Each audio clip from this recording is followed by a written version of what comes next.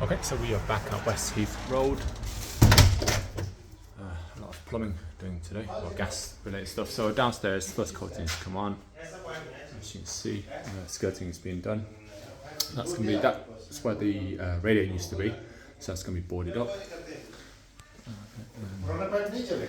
So there was essentially the gas engineers here, and he's discovered a slow gas leak underneath there. So it's going to cost a bit of money to dig all this up and try and find where that leak is.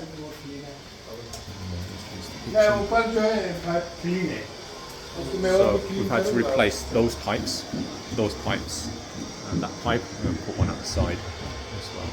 That's the kitchen. It's going to have this as laminate. That's already tiled. Laminate wooden flooring along here.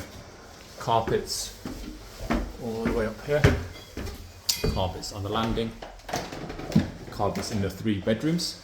Bedroom 1, bedroom 2, and bedroom 3. And this is the bathroom, so there'll be lino in the bathroom. Sink will go back there, keeping that. Shower screen, electric shower, and I think that should be it. So yeah, carpet along there. So originally there was loads of pipes sticking out of here. That's all been removed. That's all been moved into the wall.